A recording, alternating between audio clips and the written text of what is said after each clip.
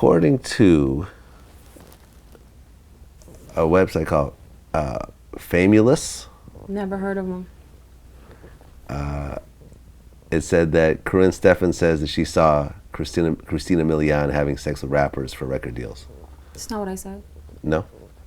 Okay. It's not what I said at all. Yeah, and then when you go, and that's the thing, when you go to this article, it says not found. So yeah. I think it ended up getting taken down. Yeah, they took that down, I'm sure. Okay. It's not what I said. It's not what you said at all. First, I've never seen anybody having sex, like, in person. I've never seen anybody have sex.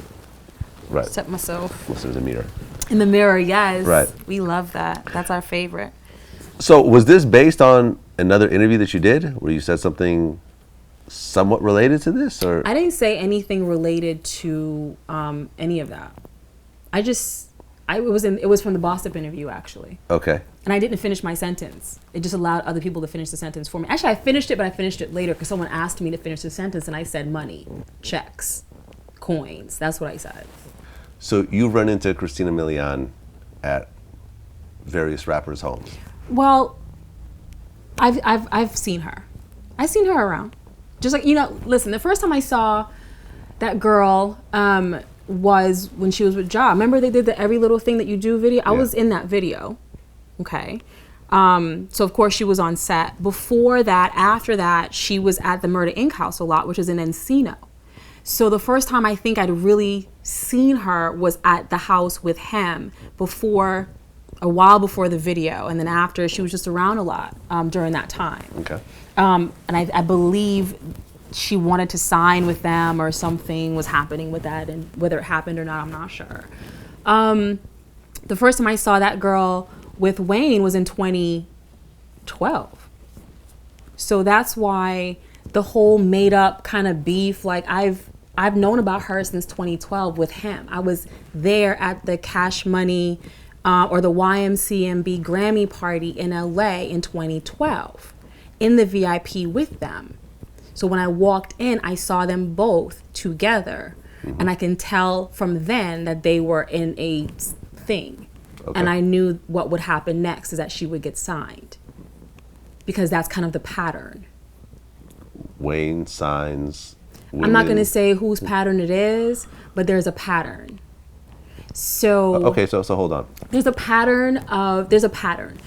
People get together sometimes in a relationship, and then someone gets either a song signed, a single. There's a pattern, and it happens with a lot of people. Okay, right? Can you give me some other examples? Of what? Of people getting together and some business popping off in the music industry. I mean, it just happens all the time. I mean, there are a lot of times when men and women, like they date and then they end up working together. Right. Singers will be, working or get signed to or do a song with someone they are dating or seeing. It happens all the time. Okay. Right? There's a term in hip hop called fucking for tracks. You've heard that before? I have.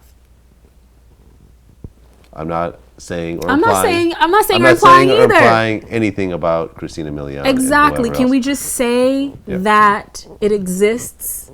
Have you personally, and I'm not going to ask you to name any names, have you seen women just literally fucking for tracks? I have. You have? Mm-hmm.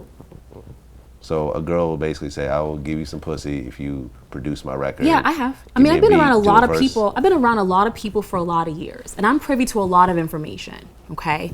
And this is the thing that people don't really focus on, is that I've had relationships with people. I've never had a one-night stand. I've never been the in and out girl. My relationships have gone on for years, 7, 8, 9, 10 years with people. Okay, I'm allowed in their homes. I meet their parents. Sometimes I meet their children. I know people, and men tell me everything because I'm the kind of girl you just tell everything to because I'm super cool, right?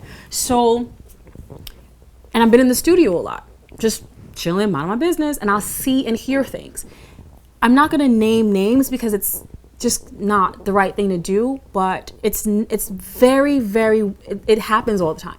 Women will get close to someone, get into a relationship with that person, and then there is a song. Then there's a feature. Then maybe there's even, a signing. Like, oh, now I'm signed to his label. It happens all the time.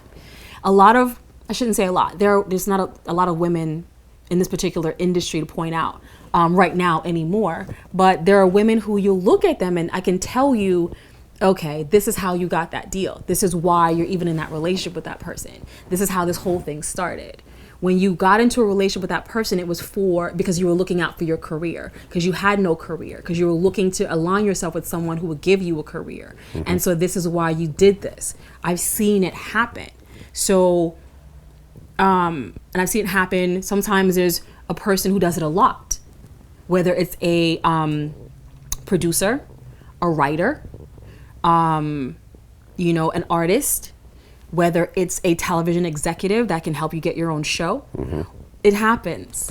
Well, to be fair, being in the kind of business, and I'm a media company as well. And I know other owners of media companies and record labels and so forth. I think very few really successful men will risk their core business to put on someone they're having sex with. No, it's not someone you're having sex with. It's someone that you care about. I don't think these are just willy-nilly relationships. There are girls who are, like you said, fucking for tracks, and they get fucked and then the tracks don't show up the next day. But then there are women who enter into relationships with people based on the alignment, and that's kind of how it works. I mean, I do the same thing. We align ourselves with people who can put us in a certain position. Right, but at a certain level, you are not going to lose your position. And if you either have a very high executive position in a company or it's your company, you are not going to mess that up most times for someone that you are in a romantic relationship with, but whether it's casual or whether it's serious. But a lot of men do, Vlad. You think so? We see it all the time. We see men even getting married to people who later take their whole company and run away with it. Like, we see this all the time. So women are very persuasive, and the heart wants what it wants, even and especially when it's wrong. And so we see people getting into relationships and then sometimes even getting together and being married, and then we see the woman breaking off and taking half the company. You're like, why'd you risk your whole company for this? Because you felt a certain way, because you thought it was genuine, because you thought she loved you, because you thought you were in love, but she the whole time had her eyes on your money, the whole time, or some of the time, or maybe just toward the end when things got bad. But it happens all the time. It's not like it's strange. Men risk everything for women all the time. It's nice to know that you wouldn't, though. Well, I mean, ultimately, for example, you talk about like a TV show or a major, major label record deal and so forth. Like, TV shows are so expensive to put out, and if you just kind of push through a TV show that everyone else around you is saying is not going to work, but you're romantically involved with this person, and it comes out and it flops. It happens all the time. Ultimately, it will come out that, okay, here's the reason why this show got pushed through, and the company just lost all this money, or same thing with the record deal. Like, we're going to put all this promotion money and put this person on promo tour, spend all this money on producers and blah, blah, but this person's not really that talented. Exactly. It happens all the time. People get record deals snatched from them because they're not that talented. But who put them in that position? Someone they were seeing. It happens all the time.